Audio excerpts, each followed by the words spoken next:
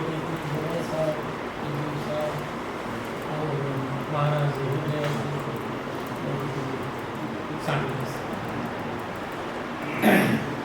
ये आज का विषय है कि आपके सम्मानीय उपस्थिति में आप 4 पुस्तकों का विमोचन हुआ है और उनमें से 2 पुस्तकें लिखी हैं। मैं आगे बढ़ने से पहले 2 बात कहना चाहता हूँ कि मैंने इस पुस्तक में जो कुछ भी लिखा है, अगर जिन शब्दों में मैंने लिखा है, अगर उन बातों को मैं आपके सामने नहीं पेश करूँगा तो कम से कम मैंने जो शोध की है उसके लिए मैं समझूंगा कि वो एक अन्याय जैसी बात हो जाएगी। लेकिन सबसे बड़ा प्रश्न मेरे सामने ये आता है कि मैं जो उन शब्दों पर विचार करता हूँ और उन विचार के साथ आप लोगों को देखता हूँ तो कहीं न कहीं ऐसा लगता है कि कहीं मैं किसी बारे में गलती बोल रही या मेरी बात को गलत नहीं समझ रही। इसलिए मैं सर्वप्रथम आप लोगों से ये आग्रह करता हूँ और निवेदन करता हूँ मेरे बात और मैं इस नाते धर्म गुरु ज्ञान गुरु जी महाराज और त्याग मूर्ति आत्माराम जी लक्ष्य और आध्यात्मिक गुरु स्वामी जीवाराम जी महाराज को सादर नमन करता हूँ और मुझे वो शक्ति प्रदान करें कि मैं आपके पास सामने बात रखूँ और आपको ये मना सकूँ कि मैं जो कुछ कह रहा हूँ उसमें कुछ सही तो है ही। मेरे बारे में बहुत कुछ कहा कि भाई मैंने ये शोध किया, समाज के बारे में ये किया। सच पूछो तो मैंने कुछ नहीं किया। मैंने तो स्वामी जीवाराम जी के कार्य को आगे बढ़ाया। उन्होंने जो कुछ आज के 80-90 साल पहले लिखा था जिसको लोग भूल गए या भुला दिया गया है, उसी को आपके सामने लाया। स्वामी जी के बचपन में उनके दिल में आ गई थी कि मैं मेरी जाति के बारे में कुछ लिखूं कि हमारे पूर्वज कैसे थे, कहाँ से आए थे, कौन थे और हमने उनके बारे में क्या समझ लिया। इस आशा को लेकर वो काशी गए और 1 वर्ष तक वहाँ पर रहे और उन्होंने बहुत अध्ययन किया और अध्ययन करने के बाद में उन्होंने हमारे रैगर इतिहास में एक छोटी सी पांडुलिपि तैयार की, श्री रैगर जाति वर्ण प्रकाश गोत्र शिक्षा। उसका प्रकाशन 1940 में कर दिया। ये हमारा दुर्भाग्य है कि मुद्रणकर्ताओं ने उस किताब के मुद्रण को खराब कर दिया। कहीं का वाक्य कहाँ जोड़ दिया, कहीं की बात कहाँ जोड़ दिया। वो कहते हैं ना उसका भानुमती का कलवा कहाँ का रोड़ा कहाँ का, वैसे उसको कर दिया गया। एक बात ही हुई। दूसरी बात ये हुई कि उनके खिलाफ कोर्ट में चैलेंज कर दी उस बात को कि रैगर हने रघुवंशी क्षत्रिय हो ही नहीं सकते। चलो कोर्ट में वो जीत गए। उसके बाद क्या हुआ क्या नहीं हुआ वो सारी किताबें उनकी गायब हो गई और किसी ने सोचा ही नहीं कि शिवाराम जी ने महाराज ने कोई ऐसी किताब भी लिखी थी। बाई चांस से भारतदास जी के पास से मैं उनकी किताबों को टटोलता था तो उसमें उस किताब के कुछ पन्ने मुझे मिल गए। फिर मैंने सोचा कि क्यों नहीं मैं मतलब लिखूँ। मैंने स्वामी जीवाराम जी महाराज ने उस किताब में ये स्थापित किया है कि रैगर रघुवंशी क्षत्रिय है। हालांकि उन्होंने जिस प्रकार स्थापना की, जिस प्रकार से उन्होंने की थी वो तो इधर तो हो गया, इधर उधर बात क्या कर दिया, लेकिन उनका अर्थ ये निकलता है या अर्थ क्या तो वास्तव में सही बात निकलती है कि रैगर रघुवंशी क्षत्रिय है। स्वामी जी ने उसके बाद 2 किताबें और लिखी, एक रैगर वंशावली और एक वो मनुष्य बहुत वजन वाला था प्राचीन वंश प्रदीप नाम से किताब लिखी। उनकी रैगर वंशावली भी नहीं मिलती आज तक, लेकिन हमारे जीवनराम जी भूषावलकर भाई ने एक किताब लिखी तो वो उसकी मिलती जुलती किताब लिखी। अब हम तो उतावली रैगर किसी चीज़ को ढंग से नहीं देखते हैं कि भाई ये किताब किसने लिखी और किसने लिखी, क्यों लिखी, ये नहीं देखते। वो तो जीवनराम भूषावलकर नाम भूषावल पढ़ाई नहीं और जीवनाम जी किताब समझ करके उस किताब के बारे में बहुत उल्टा सीधा लिख दिया। तो मैं ये आपके सामने ये निवेदन करता हूँ कि चाहे आप एक ही पन्ना पढ़ो किसी की चीज़, चाहे मेरी हो, डॉक्टर साहब ने भी किताबें लिखी है, कानून साहब ने भी किताबें लिखी है, लेकिन आप उस किताब को जरूर पढ़ो और आपकी समझ में आए तो वो स्वीकार करो, लेकिन कम से कम उसको समझने की कोशिश जरूर करो। स्वामी जी का जो मुख्य उद्देश्य ये था कि भाई मेरी जाति या मेरे पूर्वज चरम व्यवसाय नहीं थे, यही थीम लेकर के उन्होंने अपनी किताबें लिखी। आप वंडर करोगे कि उन्होंने उन तीनों किताबों में पढ़ी, तीनों किताबें बचपन में पढ़ी मैंने, उन्होंने कहीं भी ये नहीं लिखा कि रेगर शब्द की उत्पत्ति रंगत शब्द से हुई है। ये हमारे बाद के विद्वानों ने पैदा कर ली और प्रचारित कर दी उसे, उन्होंने कहीं भी नहीं लिखा। उनकी एक किताब की तीसरी किताब है, शायद आप लोग पढ़ने मिलेगी, मैंने एक महाराज के पास में स्वामी जी के पास में मिली है, वो जो मनुष्य बौद्ध भजनमाला अर्थात प्राचीन वंश प्रदीप, उसका जो संस्करण लिखा है तो महाराज की किताब को बदल दिया लोगों ने, हमको तो उसी रंगत में रंगत कर दिया। महाराज ने तो कहीं नहीं लिखा था कि रेगर रंगत करने से रेगर पढ़ने में से, हम क्या पता क्यों इस सब के पीछे मतलब बहुत ज़्यादा मतलब वो अटके हुए, क्यों नहीं सब कुछ छोड़ना चाहते। ठीक है भाई, करते काम कराए और क्यों नहीं स्वीकार करते इस बात को, काम करने का कोई मतलब स्वीकार अस्वीकार करने से मतलब नहीं, लेकिन आप वो बात भी स्वीकार करते हो जो है ही नहीं। आपको एक किताब उदाहरण दो कि गंगा भारती और एक नाम का एक निवेदक लिया था, मैं काट नाराज मत होना। गंगा भारती रेगर के नाम से किताब लिखी है, रमेश जी जमुत्रिया दिल्ली के निवासी, उन्होंने तो हमारे को जन्मजात भी मतलब हमें ये कह दिया कि गंगा माता ने तुमको आदेश दिया था कि तुम तो निम्न काम करके मतलब उन्होंने जीवन भक्ति करो। अरे गंगा माता ममता में ऐसा आदेश दी क्या तुम नीच करो पेट करो, नहीं हमारे तो सोच कुछ भी लिख सकते हैं, कुछ भी कह सकते हैं। अब वो कहाँ से कहते हैं कैसे नहीं कहते हैं ये तो भगवान ही वाले के, लेकिन हम लोग हम जो निम्न सूचक आयाम होते हैं उसके प्रति तुरंत ही आसक्त हो जाते हैं और उनको मूर्त रूप भी दे देते हैं कि हमारी ये बात सही है। छोटा सा उदाहरण दूं उसी, हमारे में एक और पैरों भाई साहब रैदास से किनार कर लिया साहब, और हमने जो काम कर रहे हैं संत माधव जानते सबको जानते, चलो ये बात ठीक है उन्होंने कर लिया हम लोग मानते हैं, लेकिन हमने एक नई बात और पाल लिया आजकल कि हमारे बाप दादाओं के आगे तो हांडी होती थी और पीछे झाड़ू बांध देती। अरे भाई तुम लोग कहाँ के हो, कहाँ से आए हो, क्यों ऐसे अलग अलग बातें करती हो। इन्हीं बातों से दुखी होकर के मैंने ये किताब लिखी है कि कहीं समझ सके और ये गलत भावनाएं पाड़े नहीं, यही समझ गए मैंने ये किताब लिखी है। और स्वामी जीवाराम जी महाराज ने जो किताब लिखी है उसका मैंने एक एक शब्द करके इस पुस्तक में उसका भाष्य किया है कि उन्होंने जो शब्द लिखा है उस शब्द का उनका क्या अर्थ था और हमने क्या अर्थ ले लिया। ये मैं प्रयोग करता रहा हूँ ऐसे बार बार।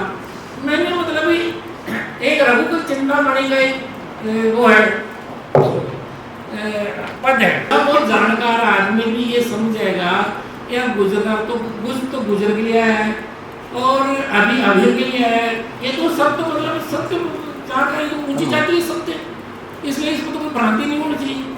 अब रख शब्द किसी लिए समझते हैं कि चंदबंदी में यहाँ पर भी रह शब्द का लोप हुआ है, तो उन्होंने स्वामी जी ने उसको रगड़ शब्द मान करके अपना किताब लिखी, लेकिन हमारे लोगों ने उसको रंग कर लिया। सब क्या कर लिया, रंग, और रंग से रंगत से जोड़ जुड़ा करके और उसको कह दिया कि हम तो रंगत करने वाले रघुवंशी हैं। हमारा बल्कि मैं ये कह रहा हूँ कि हम ऐसी नीम सोच क्यों सोचते हैं, क्या हम ऊंची सोच नहीं सोच सकते क्या उसका टैक्स लगता है कि ऊंची सोचने का, हम छोटी बात भी सोचते हैं। तो मैंने यही कोशिश की है कि मेरे लोग है ना ऊंची बात सोचे। मैं नहीं कहता हूँ कि कोई काम करता है क्या जूती काटता है या करता है, ठीक है करता है तो करता है, लेकिन उसके साथ तुम नीचे सोच क्यों सोचते हो। मेरा यही उद्देश्य है कि उस सोच से निजात मिले उसे। हम क्या करते हैं कि हर चीज का समाजीकरण भी करते हैं। लोग अपने फायदे के लिए उस चीज का इस्तेमाल करते हैं। मैं बाबा साहब को उदाहरण दे रहा हूँ, नाराज मत होना, हमने बाबा साहब का समाजीकरण किया, समाजीकरण किया है, और बेगम मेघवाल भाई उसका राजनीतिकरण किया है और उसका फायदा लिया है। अगर देखो कोई नाराज मत होना, कर रहा हूँ, अगर हम भी सही लेते हैं, बाबा साहब का इस्तेमाल सही करते हैं, तो ये जो ना अपना आने वाले ये राम साई जी वो एमसी होते। क्यों नहीं हुए? क्योंकि हम तो बाबा साहब को अपना समाज का मान लेते, राजनीति से क्या लेना देना हमारे को। तो हम लोग हर चीज को अपने हिसाब से लेते हैं और उसके हिसाब से ही हम करते हैं। मैंने इस पुस्तक में स्वामी जी की किताब का ही भाष्य किया है और यह साबित किया है कि हमारे पूर्वज पहले रघु कहलाते थे, रघु से रवि और रग से रग मिले। अब आप सोचोगे यार रग तो हमने कभी सुना ही नहीं। भाइयों रग तो बहुत बड़ा एक वंश था जिसने पूरे ईरान में राज्य किया था, उसके राजधानी का नाम भी लगी था, और एक ही समूह ने अफगानिस्तान में राज किया था, उनके राजधानी का नाम भी रग था, और आज भी रेगिस्तान नामक जिले का मुख्यालय है। रेगिस्तान का अर्थ है रग लोगों की भूमि अर्थात रेगों की भूमि। तो ये हमने इसमें स्थापित किया है। अब मैं दूसरी तरफ मेरी दूसरी पुस्तक की तरफ आता हूँ कि मैं भी हूँ जिम्मेदार, मैं दोषी नहीं हूँ। मैंने भी मेरे भुसावल गोत्र है, मैंने भी साहब भुसावल गोस्वामी लगाया था, मेरे बच्चों के नाम गोस्वामी लगाया था, क्योंकि लहर ऐसी थी। बाद में मुझे बुरा लगा है, मैंने पढ़ा है मेरे बच्चों के नाम से। तो हमारे जो गोत्र हैं उन गोत्रों के प्रति हम लोगों को यह भ्रांति है कि हमारे गोत्र पूर्ण जरूर शब्द है, हीन शब्द है। इस भ्रांति में हमारे लोग ऐसे मतलब भ्रमित हो गए कि हमने लगभग 250 गोत्र को चेंज कर लिया। मैंने उसके गोत्रों की सूची दी है मेरे किताब में। वैसे हमारे गोत्र हैं, हमारे तो मतलब 360 गोत्र हैं। जाटों में तो हमसे 10 बड़ा गोत्र है। उन्होंने तो किसी एक गोत्र को भी मतलब मॉडिफाई नहीं किया। कुरड़िया गोत्र के जाट सब कुरड़िया ही लिखते हैं। कुरड़िया गोत्र के जाट कुरड़िया लिखते हैं। हम लोगों ने तो क्या करा कि कुलदीप लगाना शुरू कर दिया। अच्छा, हमारी सोच ये है कि हम जैसे मैंने बताया हमारे जो गोत्र हैं ऐसे उज्ज्वल शब्द नहीं है, उच्च कोटि के शब्द हैं। हमारे गोत्र के नाम से राजस्थान में कम से कम 2000 गांव के नाम है। जो आप इस बात को मतलब मैंने बड़ा गौर किया कि हमारे गोत्र, भाई आप सोचो कि हमारे गोत्र उज्ज्वल के गांव के नाम कैसे होते हैं हमारे शब्द से। फिर दूसरा क्या होता है कि हमारी सोच में एक निराली शब्द, हम किसको तो कर्ण मानते हैं, किसी को एक्रोनी मानते हैं, ये भी हमारे पता ही नहीं है। मैं बाकोलिया साहब भी बैठे हैं यहाँ पर और एक हो सकता है दोतने साहब भी बैठे होंगे यहाँ पर। मेरे ये समझ की बात दूर है भाई कि बोकोलिया को दो तो आई हैं तो एक्रोनी क्यों है, कानों को बुरा लगने वाले क्यों है, और बाकोलिया और दाकोने अच्छा क्यों है, ये मेरे समझ आज तक नहीं समझ में। हम ऐसा क्यों करते हैं जबकि भोगोली गांव भोगोलिया गोत्र के रघु ने बसाया है, ये स्पष्ट है। और दो दाड़ियां तो एक राजवंश का शब्द जिसने राज्य किया था, और आज भी दो ताड़ियां राजवंश के अफगानिस्तान में दो ताड़ी मुसलमान कहलाते हैं। हमारी जाति के गोत्र चाहे पुरुष ले लो, चाहे मतलब मैंने रक्षा ले लो, चाहे मतलब कान खींचा लो, चाहे बंदरवाड़े हो लो, चाहे गंडोलिया लो, ठीक है, चाहे गढ़गावड़िया हो। नमस्कार साहब, वेलकम।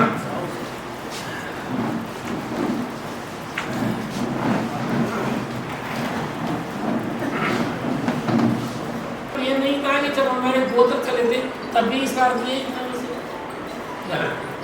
हमारे सारे गोत्र अच्छे हैं। वैसे अब रक्षा नहीं आया रक्षणीय और भक्षणीय वाले दो गोत्र हैं। रक्षणीय और भक्षणीय दो गोत्र हैं। अगर इनके हिस्से करेंगे तो इनका अर्थ है कि रक्षी सान्य के वंश तो रक्षणीय कहलाए और भक्षी सान्य के वंश भक्षणीय कहलाए। अगर हम उच्च कोटि का भाष्य करेंगे तो ये होगा और नीचे कोटि में तो रक्षणीय वाले रक्षणीय कहलाए।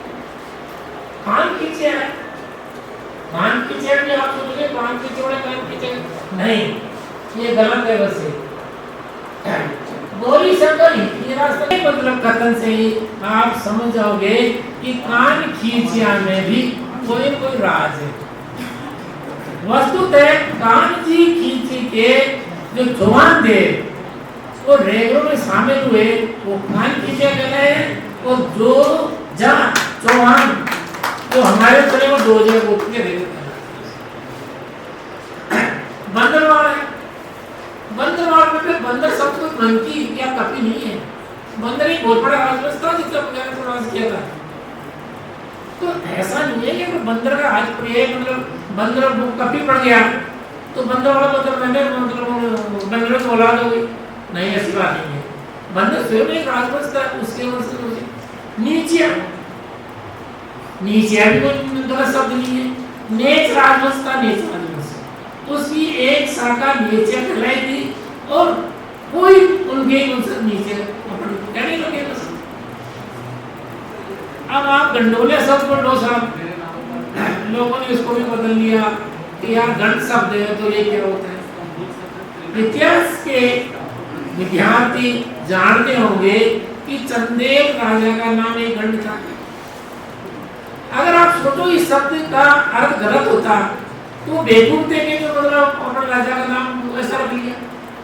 पहले ये सब भ्रांत शब्द था इसलिए। इसी तरह मैं बोराज गया तो उनको भी गाड़े गाने से बड़ी नफरत है। गाड़ा गाड़ा गाड़ा क्या होता है? अरे गढ़ भी उच्च कोटि का शब्द है। एक भगवान श्री कृष्ण के वंश में गढ़ नाम का राजकुमार था।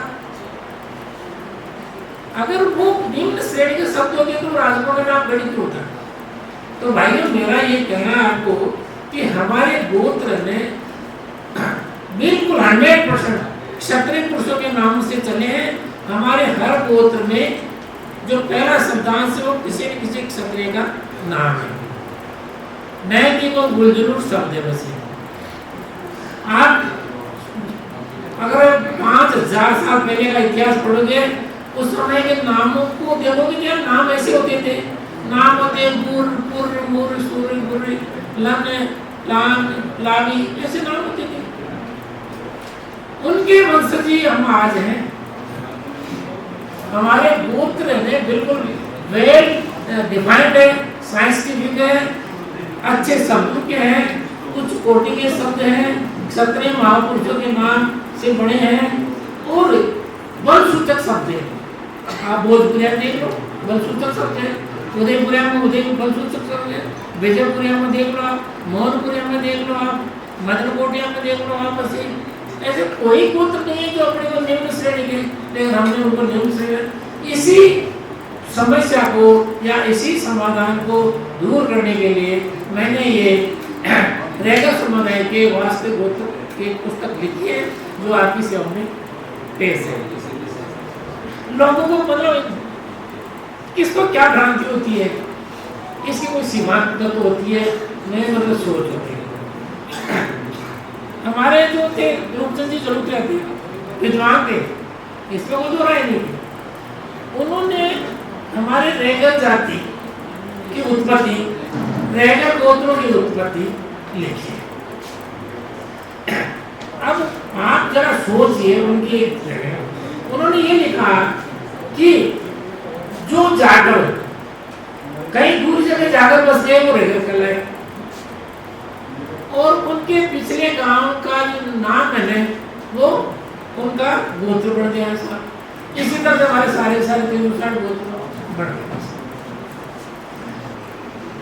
तो 60 से तो 7 तक भी जाटों लोग रैगर बढ़ते रहे।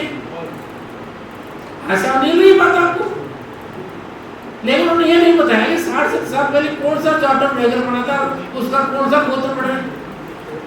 जबकि भाई लोगों वास्तविकता ये है कि जाटों के बारे में कई लोग नहीं जानते जाटों क्या चीज है।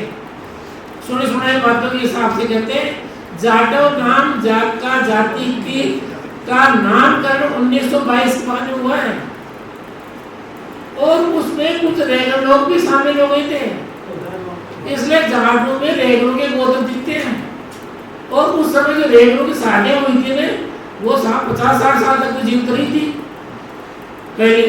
इसलिए हम क्या करते हैं कि प्रैक्टिकल व्यवहारिक सोच को सोच के चलेंगे ना तो आपको रेगल एक सुप्रीम जाति लगने लग जाएगी।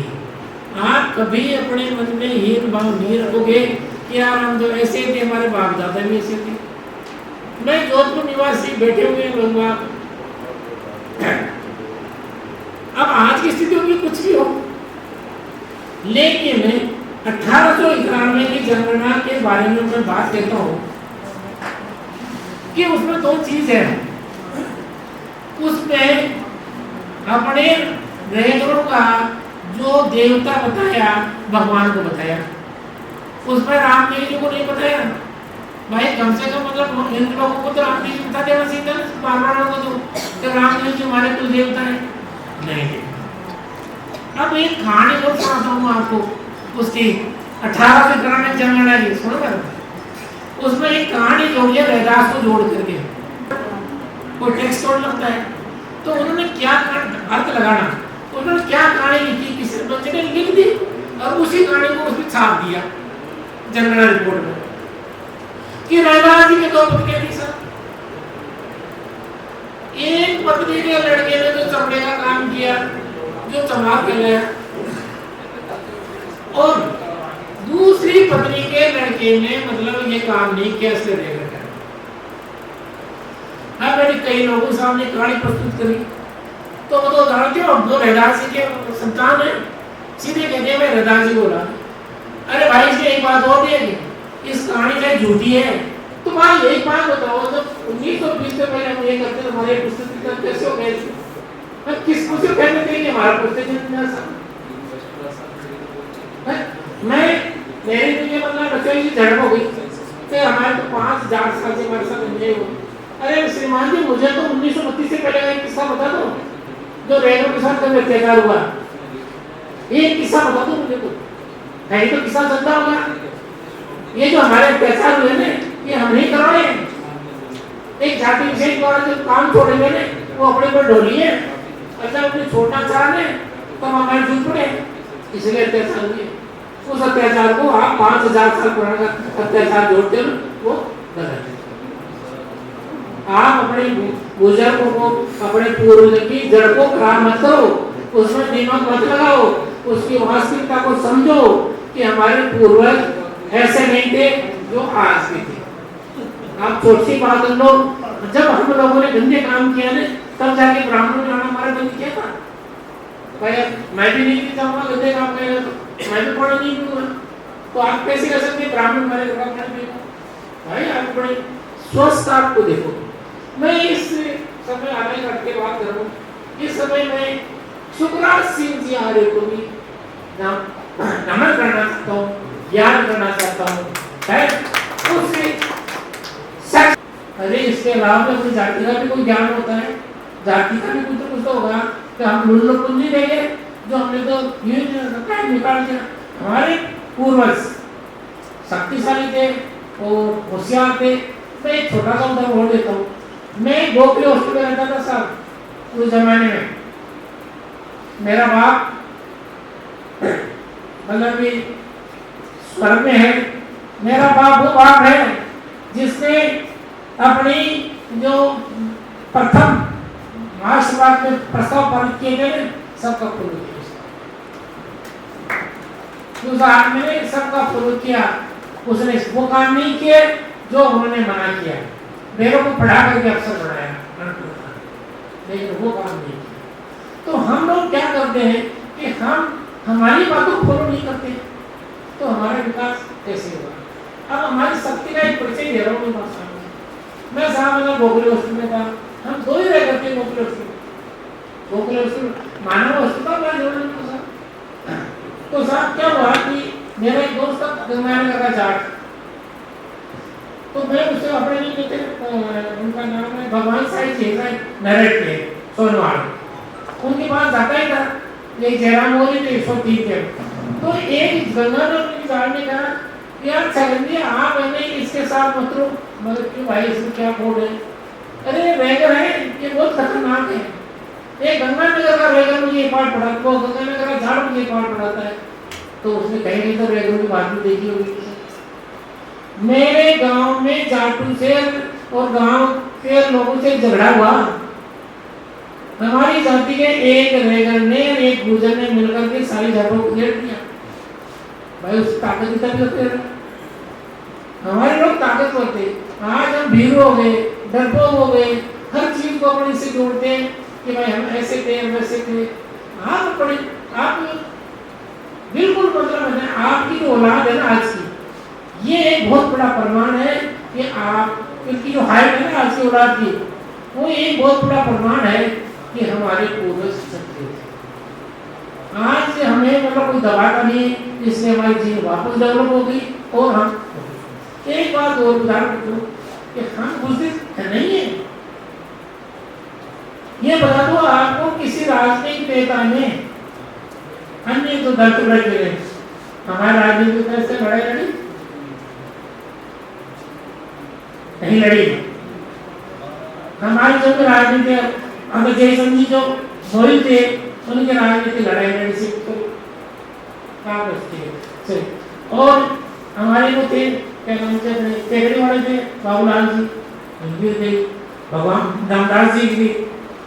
हम बुद्ध नहीं, हमें बुद्ध नहीं करना। और मैं आपसे अंत में यही निवेदन करता हूँ कि मेरी 2 किताबें तो आ गई है, 4 किताबें और आ रही है, और मेरी अभिलाषा है कि मेरा समाज उन किताबों को स्वीकार करेंगे और मुझे मतलब प्रोत्साहित करेंगे। सर एक सेकंड, हाँ। आपने जो बताया एक थोड़ा सा प्रश्न आ रहा है। हाँ। खुर्डा का शिलालेख आज से 10 साल पहले निकला, वो रेगिस्तान समाज का है नहीं? है खुर्डा शिलालेख रेगिस्तान समाज का है, आपने उसका उल्लेख कर रखा है। हां अरे सुनो एक सेकंड मेरे पास, हां मैं उसके बारे में बता रहा हूं साहब। उसने मतलब हमारे नवल साहब ने उसको एक जात संस्करण का लिखा है, ठीक है। हाँ चंद्रमती। अब उसमें क्या होता है, हमारे लोग तो है आज बीसी वाले होते हैं है कि सारा ऐसे कैसे लिख दिया कि हम चमारों को मतलब मैंने ऐसे लिख दिया। देखो उसमें एक शब्द है, वो साल को लेकर के मेरे को एक लोगों ने कहा कि वो साल है 1600 के आसपास की, ठीक है ना। आपने कहाँ से उठाई, कहाँ से बात करी, ये आपका आउटपुट। मेरे पास वो बात है, मैंने उसे 2% किया कि भाई उसमें एक तो करना जी की जागीर है। जब वो बावड़ी बनाई थे उस समय वहां का जागीरदार करना जी थे। और मैंने मतलब मैंने मेवाड़ का इतिहास पढ़ा है, उसमें हुडा का किसी भी जागीरदार का नाम पढ़ना नहीं। मैंने ये कहा उसे भाई वो अक्सर तो घिस गए होंगे, कुछ भी हो गए हो है ना, वो 0 का 6 बढ़ गया हो, कहीं कुछ भी हो गया हो। दूसरा ये है कि उस हुडा में काना रेगर नहीं है, नहीं छोड़िए काना रेगर, उसमें रेगर काना जाति उद्दीन है, ठीक है। तो सुन रहे बात, तो वो रेगर काना से रेगर शब्द पहले लगा है, इसका मतलब रेगर जाति सूचक शब्द नहीं था 1000 साल पहले, बल्कि ये वंश सूचक था। मैंने उस आदमी को समझाया वंश सूचक, जैसे कि राठौड़ दुर्गादास का नाम सुना है, उसको दुर्गादास राठौड़ नहीं कहते। तो हमारे ये है, तो मैंने कहा भाई ये जो 2 चीजें हैं मैंने पढ़ी है, तो मैं इसको प्राचीन मानता हूँ और रेगरों का ही मानता हूँ, ठीक है। अब आप इसको नहीं मानते हो, ये आपका आउटलुक है। मैं अगर कोई व्यक्ति हमें बकरी के कहते हैं सब 4 होते तो मैं जबरदस्ती तो उसको बना नहीं सकता। मैं तो तर्क दे सकता हूँ कि भाई उसमें जो वो कहता है कि 1600 का था, लेकिन 1600 का था तो भी इसे प्रमाणित होता है कि रेगर सब 1600 में था, ये तो प्रमाणित होता है। दूसरा ये था कि रेगर ने एक बावड़ी बनाई थी और आज उस बावड़ी में 300 बीघा जमीन है जिसमें राजपूत का कब्जा है, ठीक है। तो इसका मतलब रहता है कि हमारे लोग बड़े काश्तकार थे, ये तो प्रमाणित होता है। तो भाई आप पहले किसी चीज को किस लेकिन आप अगर सिर्फ रेगरों को नीचा दिखाने के लिए किसी चीज का तर्क करोगे या व्याख्या करोगे या भाष्य करोगे, वो अलग बात है। मेरा उद्देश्य ये है कि मेरा भाष्य है रेगरों को है महाप्रतित करने का है, नहीं कि मैं रेगरों को मतलब ये बताऊं कि मैं रेगर पे धर्म जाति से तो आप मेरा श्रीमान जी मेरा ये निवेदन है कि आपने प्रश्न किया तो किस संदर्भ में किया, आप यहाँ करके बोल सकते हो। हाँ, या मुझे बता दो कि आप क्या गलती करी मैंने। नहीं गलती नहीं सर, जैसे चंदनमल जी नवलखा की किताब लिखी है, उन्होंने भी मेहनत की है, उन्होंने भी रिसर्च किया होगा, ऐसी बात तो है नहीं भाई मन में आया बोली, ऐसा तो उन्होंने किया नहीं होगा। चंदनमल जी नवल जी को छोटे बड़े अधिकारी नहीं है, वो बड़े अधिकारी थे और उन्होंने भी सबूतों के आधार पे कुछ लिखा है। मैं ये नहीं कह रहा उन्होंने जो लिखा ना रेदास और रेगर का कोई संबंध नहीं है, मैं इस बात को 100% मानता हूँ, रेगर और रेदास का कोई संबंध नहीं है। उसमें ये लिखा खान खुदाई बावड़ी गढ़ कतगुड़ा गांव और उसमें ये भी लिखा हुआ है कि कोडी मांगी एक कान दीनी 12 ये किसने मांगी, ये उसी में एक था। और ये भाई वो है ना, सुनो मेरी बात सुनो बस, वो है ना वो नानक जी चाटुर्य के बारे में बहुत बहुत धन्यवाद।